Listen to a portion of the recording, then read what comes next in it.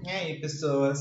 Tô aqui de novo para gravar mais uma aulinha, agora na Sônia 4, em que basicamente eu vou tratar de história de vida e ecologia comportamental. Hoje meus cachorros estão encarnados no capeta, já latiram até pra alma.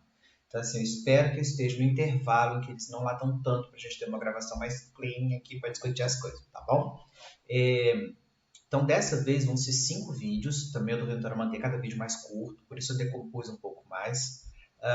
E o exercício eu não vou explicar ele ao final do quinto vídeo. Na verdade, eu vou postar ele no Moodle com um textinho para vocês fazerem, para entregar então na aula do dia 18, se eu não me engano. Tá bom? Na realidade, entrega no dia 17, a gente discute ele no dia 18, tá? E aí, em breve, eu passo também um referente a um compilado aí para a gente ter a nossa atividade final. Beleza? Mas então vamos lá. Então, olha só, história de vida e ecologia comportamental, elas têm uma sobreposição muito alta, tá? Apesar de serem áreas relativamente, serem tratadas como áreas distintas, tem uma sobreposição grande, e aí vocês vão ver que eu vou falar de história de vida, eu vou falar de ecologia comportamental, e várias coisas vão ser comuns às duas áreas, tá bom? Mas o ponto aqui é o seguinte, nessa primeira parte, como vocês podem ver aqui no meu super subtítulo, eu vou falar de evolução e seleção principalmente, porque não dá, é impossível trabalhar com história de vida ou com ecologia comportamental se vocês não tiverem um conceito muito claro de evolução e seleção, beleza? Mas primeiro vamos chegar em definições, tá? Então, história de vida. História de vida, de aquele negócio que você senta ali com o seu psiquiatra, você conta a sua vida, entendeu? Ah, para Henrique, é isso? Natureza também. A gente só disfarça, mas é basicamente entender o que se passa ao longo da vida de um indivíduo, tá? Então, a definição bonitinha dela é uma coisa mais ou menos assim. Eu tô atrapalhado com essa câmera, desce esse caralho aqui. É bom que a câmera vai girar, não ficar tonto.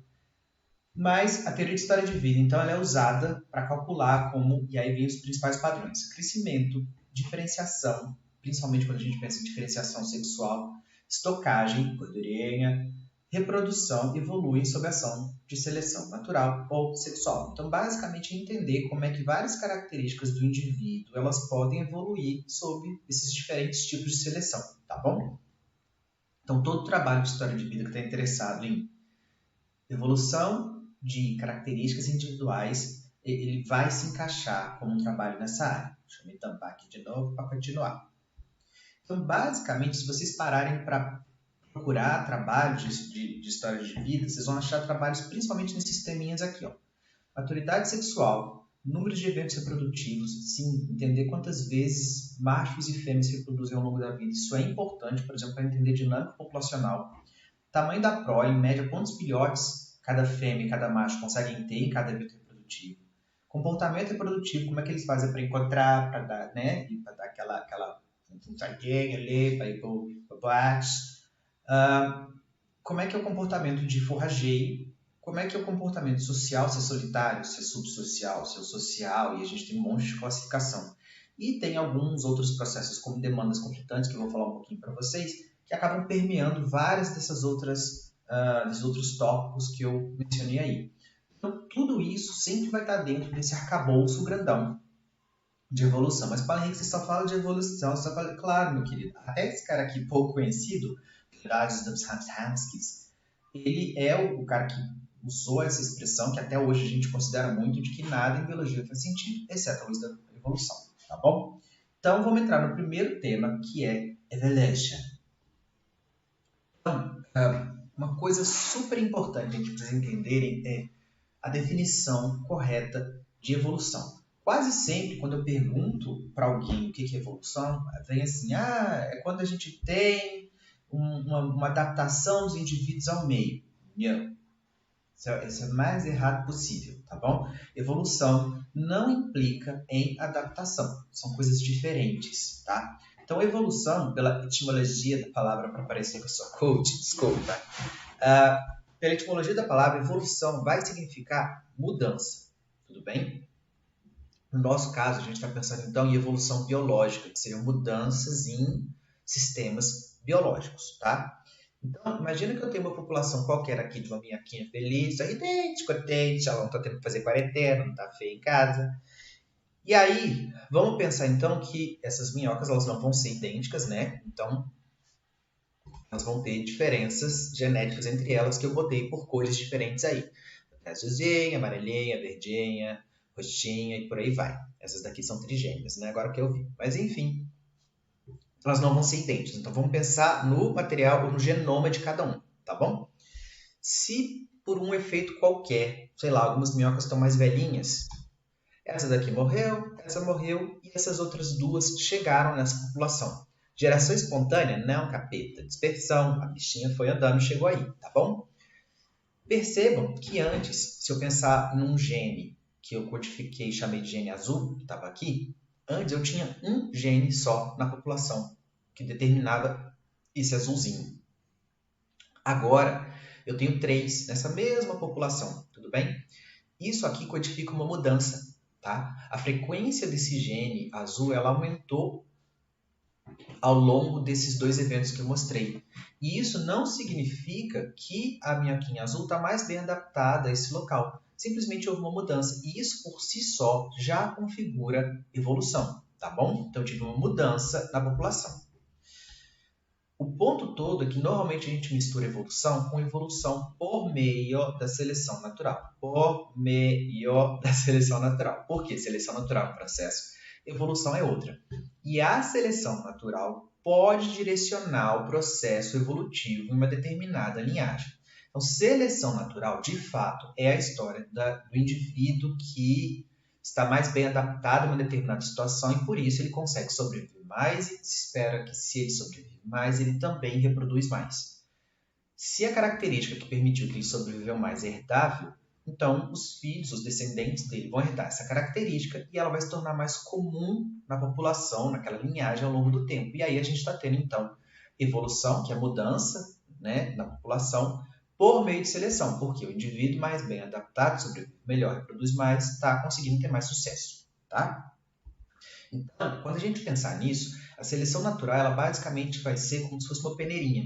Tem uma pressão, seja biótica ou abiótica, olha, ela que tinha falado dos termos aí, em que basicamente essa pressão vai agir sobre a população. Ah, beleza? Vou até fazer de novo, gente. É muito show de animação. Olha isso aqui. Ah, moleque.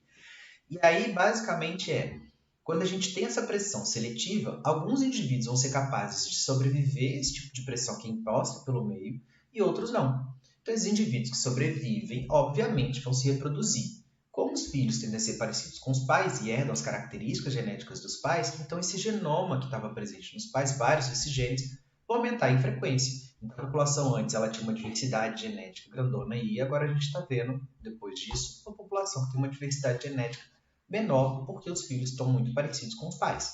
Beleza? Henrique, mas seleção natural sempre vai matar? Não. Tudo bem? Ela não tem que sair matando todo mundo. Vamos para outro exemplo. Imagina que eu tenho aqui essa população de 4 minhoquinhas felizes. De novo, eu tenho a variação genética entre elas aqui, tá bom? Imagina que elas estão num solo que é predominantemente argiloso, por isso esse marronzinho. É possível que nesse solo, essa bichinha aqui consiga produzir 4 filhotes, porque ela consegue processar super bem o alimento nesse tipo de ambiente. Essa daqui não vai tão bem, mas também não vai tão mal, deixa 2 filhotes. Essa conseguiu deixar um e essa, pobre coitada, não se dá bem aqui, morreu. Beleza? Então percebam que nesse caso, a pressão seletiva ela não está matando todo mundo, mas o tipo de pressão permite que aqueles indivíduos com determinadas características consigam reproduzir mais porque eles sobrevivem melhor nesse tipo de ambiente. Isso também é seleção natural, gente. Isso é reprodução diferencial associada a uma característica que permite que o indivíduo fique bem adaptado ao meio. E aí, por exemplo, se esse solo depois ele muda a característica principal dele, ele vai de marrom para verde, porque eu não sei porque eu não tiro esse verde nas minhas alas, mas esse aqui tem muito musgo. Minhoca come musgo? Não, mas tem muito musgo, me deixa. E aí, imagina que esse solo, então, ele mudou um pouco a característica e esses mesmos indivíduos que eu tinha mostrado no exemplo anterior, essa nova condição, é possível que agora esse não consiga deixar tanto descendente, mas esse daqui consiga se alimentar super bem e deixar mais descendentes. Então, de novo, a gente está tendo reprodução diferenciada. Ué, e o amarelo, Paulo Henrique? Matei de novo. Não gosto de amarelo, mato mesmo. Tá bom? Então, seleção natural, ela basicamente é o processo pelo qual indivíduos que estão mais bem adaptados ao meio, sobrevivem mais, reproduzem mais, e por isso o genoma ou os genes deles tendem a se tornar mais frequentes na população ao longo do tempo. Então ela não precisa sair matando, ela pode matar, mas ela também pode condicionar a reprodução diferencial. Tamo junto? Tá. Isso vai levar a um outro ponto que é muito, muito importante quando a gente está falando de evolução e seleção. Muitas vezes, quando eu pergunto algum processo evolutivo para aluno de graduação, de pós, enfim, só eu acerto isso, quando eu peço para explicar, eles falam assim, tal indivíduo evoluiu para tal propósito. Ou por que isso acontece? Pelo bem da espécie. Gente, são os conceitos mais errados possíveis, tá? Então, primeiro, evolução, ela não tem um propósito, tá? O fato de haver seleção natural direcionando evolução, e esses vão descobrir que seleção sexual também pode fazer isso, isso não quer dizer que sempre a gente vai ter indivíduos sobrevivendo. A seleção pode levar à extinção. E nada existe para o bem da espécie. Vocês precisam arrancar esse negócio da cabeça de vocês, tá bom? E isso tem a ver com esse conceito aqui de unidade de seleção. Então, olha só, vamos pegar um exemplo fictício. Selecionei aqui essa espécie, isso aqui é um fiuro, uma serpente do mar. E imagina então que essa espécie, eu não sei como é a alimentação dela, mas vamos imaginar que essa espécie aqui, os indivíduos eles pegam esse disquinho central, que é onde está a maioria dos órgãos, e ele fica enterrado. E eles ficam com esses tentáculos para cima para captar alimento, tá bom? Ignora esse exercício 1 aqui, que isso era para aula presencial e eu não apaguei, esqueci. E aí, vamos pensar agora que toda vez que um predador chega e ele eventualmente ataca um tentáculo de um indivíduo, a resposta desse indivíduo vai ser retrair o tentáculo para debaixo da areia. E assim o predador não tem mais acesso. Só que depois que ele é mordido, se tiverem outros indivíduos dessa mesma espécie próximo, eles vão fazer a mesma coisa, mesmo que o predador não tivesse encostado neles, tá bom? Isso é comum, em algumas espécies a gente tem esse tipo de propagação. Um indivíduo ele é afetado e vários outros indivíduos que não tiveram contato com o predador respondem, tá? E aí muita gente fala assim, porque ele está avisando os amiguinhos. Poxa, gente, isso não existe não. Seleção favorece aquele indivíduo que reproduz mais eficientemente. Isso não tem nada a ver, reproduzir mais eficientemente não faz com que o indivíduo ou uma adaptação favoreça os indivíduos próximos, tá bom? Tirando casos particulares de seleção de parentesco. Então, normalmente quando isso acontece, fica aquela dúvida, mas como é que seleção natural pode favorecer um sistema em que esse indivíduo que foi atacado acaba afetando outros indivíduos próximos que acabam se defendendo e tendo uma vantagem? E isso tem a ver, de novo, com a unidade de seleção. Então, vamos pensar aqui, caso de um leão. Essa leoa aqui, essa zebra super bem adaptada para a fuga. Imagina que essa adaptação para a fuga da zebra favoreceu uma característica na leoa que torna ela mais rápida, tá bom? E isso aumenta a eficiência dela comer ou predar essa zebra. Se isso acontecer, essa leoa vai ser favorecida, happy. Como é que é o sistema social em leão? Eles vivem em bandos, então são grupos de leoas com 1 a 2 machos adultos por bando. Se uma leoa ela pega uma presa, as outras leoas também vão ter acesso a esse alimento. Então, para o grupo, as outras leoas também vão ser beneficiadas. E as pessoas falam, então a unidade de seleção é isso aqui, ou seja, aquela menor entidade biológica que a seleção atua é o grupo, é a espécie. Não, continua sendo a leoa. Por quê? Por causa disso aqui, Mudei de leoa para um mico-leão agora, tá bom? Imagina que eu tenho essa população. Eu tenho esse mico-leãozinho aqui. E essa população surgiu uma variação, um mutante de mico-leão. Esse mico-leão aqui, tá bom? Quando eu penso nisso, imagina então que minha população ela consiste de 2 indivíduos. Paulo Henrique, mas isso não existe. Realmente não existe. Estou fazendo isso para facilitar o cálculo, porque eu sou difícil de matemática aqui. Tá bom? Eu sou de biológicas, eu não entendo matemática. Então, olha só. Imagina que eu tenho esses 2 indivíduos na população. Tá bom? E aí, esse indivíduo aqui deixou um descendente. E esse indivíduo aqui deixou 3 descendentes. Tá bom? E aí, o ponto é o seguinte, se eu pensar em organismos com reprodução sexuada, os filhos, eles não são geneticamente idênticos aos pais. Então, eu vou usar aquele mesmo sisteminha das minhocas. Colorir, ou seja, esse daqui, o genoma dele, eu botei uma corzinha vermelha, esse rosinha porque eles não são idênticos, e os filhos também, cada um vai ter sua cor própria, porque eles não vão ser idênticos aos pais. Então, se eu pensar, por exemplo, na menor unidade de seleção, pensa o seguinte, não, então eu acho que a seleção ela não é sobre a espécie, então quer dizer, o Ophiuros lá, ele não está ajudando os irmãos, porque ele não está nem para a espécie, a característica dele que é favorecida permite que ele se reproduza mais. A leoa também é uma consequência, então ela teve adaptação, ela conseguiu pegar a zebra e as irmãs foram beneficiadas, então é o indivíduo. Aí se eu chegar aqui, então, com a noção de que a seleção, o menor nível, a menor entidade biológica sobre a qual a seleção atua o indivíduo, eu ia chegar à conclusão de que, por que eu estou matando esses dois aqui, só para vocês entenderem. Se essa população tiver em equilíbrio, ou seja, está no máximo de indivíduos que o ambiente aceita, aqui vão ter dois, e quando nasce os quatro, dois também vão morrer, porque eu não tenho comida para todo mundo, tá? Então fica dois aqui e dois aqui. E aí, se eu pensar no indivíduo, 50% dessa população é representada por esse indivíduo, que ela tem dois, e 50% por esse indivíduo. Quando chegou na geração seguinte, os pais morreram, outros dois não conseguiram sobreviver por falta de alimento, e eu fiquei com dois indivíduos que não são gêmeos e nem são iguais aos pais. Então, se eu pensar em proporção de indivíduo na população, de novo eu teria 50%. 50%, concorda? E aí, se a gente pensar em evolução, aqui eu ia dizer, olha, 50% é indivíduo A, 50% é indivíduo B. Nessa daqui, 50% é indivíduo A, 50% é indivíduo B. Então não teve evolução. Só que, se a gente olhar, por exemplo, uma característica qualquer, imagina que esse tufo preto que não está presente aqui, né, condicionado por um gene, aqui ele era 50% da população. Aqui ele passa a ser 100% da população. Então, o indivíduo ele nunca vai para a geração seguinte, mas os genes desse indivíduo vão para a geração seguinte.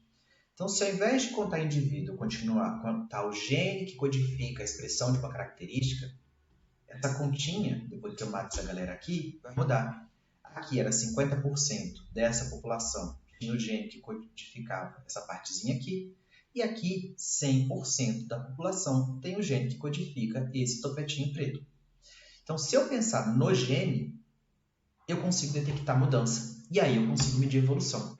E aí isso gerou um cabo de guerra entre unidade e seleção. Então, pensa assim. Grupo e espécie não faz sentido. Todo indivíduo tem a sua característica favorecida, ele vai reproduzir mais. E normalmente reproduzir mais significa que outros indivíduos vão reproduzir menos. Existe uma competição interna, tá bom? Intraespecífica. Tá, então isso me leva a crer que é o indivíduo. Só que se eu contar o indivíduo, vai chegar nesse problema que eu usei no exemplo para vocês. Eu vou de 50% para 50%. Desde que a população seja estável, as proporções não vão mudar. Então o gene me permite. Só que tem um problema. Eu não tenho só um gene. O gene está atrelado a outros no indivíduo. Então é uma coisa meio mesclada. A unidade de seleção, ela depende tanto da existência da identificação dos genes, quanto do indivíduo em si. E aí isso levou a uma proposição que é uma mistura dessas duas abordagens, que seria isso aqui. O Dawkins, no Gene Egoísta, que é um livro que eu recomendo bastante vocês para lerem, ele bota de que ele define a seleção natural como algo que atua no veículo, ele chama de veículo para identificar indivíduo. Só que ele bota veículo porque alguns indivíduos têm crescimento clonal, é mais difícil identificar onde começa e onde termina o indivíduo. Pensa em planta, por exemplo. Mas basicamente seria o que a gente normalmente vê como indivíduo, mas são os genes que têm as frequências modificadas ao longo da evolução. Então, a rigor, os genes são a unidade básica de seleção, apesar de não ser possível discutir adaptação e imunidade que não seja um organismo. Então, quem passa para a geração seguinte é o gene. Eu consigo quantificar a evolução quando eu meço mudança de frequência genética, só que eu preciso entender esse gene dentro do indivíduo, que é o veículo, tudo bem? Então, pensa nisso. Toda vez que a gente está falando de evolução, e evolução por seleção, a gente está falando então sobre forças que vão atuar sobre o indivíduo. E aí, características codificadas por genes nesse indivíduo que permitam que ele se adapte melhor, ou que ele sobreviva melhor a uma determinada pressão seletiva, vão permitir que ele sobreviva, que ele reproduza mais e que na geração seguinte, esses genes que estavam presentes nele tendam a aumentar em frequência. Essa é a lógica de evolução. Então, por isso que evolução não é para o bem da espécie, não é para o grupo, tudo bem? Ela é no indivíduo atuando sobre o gene. Beleza? Então, gente, guarda esse conceito e nunca mais essa história de o bicho evoluiu para adaptar ao meio. Não. O bicho que estava adaptado sobreviveu mais e por isso ele conseguiu deixar mais descendente que herdou aquela característica que permitiu a adaptação. Seleção não tem propósito final. Evolução não tem propósito final. Beleza? Terminamos nosso primeiro videozinho. Ah, não. Aí tem o exemplo da serpente do mar que eu comecei. Então, se eu for pensar do ponto de vista de evolução por seleção, atuando no indivíduo, no gene, a explicação que normalmente se encaixa aqui é o seguinte: se a gente pensar nos indivíduos que estão ao redor, qualquer indivíduo que tivesse algum receptor capaz de detectar a liberação de fluidos corporais quando um bicho é predado, isso permite que esse indivíduo antecipe a presença de um predador. Então, os vizinhos, então esse cara tende a fugir mais rápido quando algum vizinho é atacado. Se ele foge mais rápido, ele sobrevive mais. Então, não é esse indivíduo que foi atacado que liberou para salvar os amiguinhos. É qualquer amiguinho mutante que seja capaz de detectar um fluido liberado no seu vizinho por predação é extremamente favorecido. Tende a deixar mais descendente. Então, essa característica que permite a percepção do ataque se torna mais comum na população. E aí a gente tem evolução pensando em seleção no nível do indivíduo, beleza? Agora que você acabou esse vídeo, vou para o segundo. Thank you!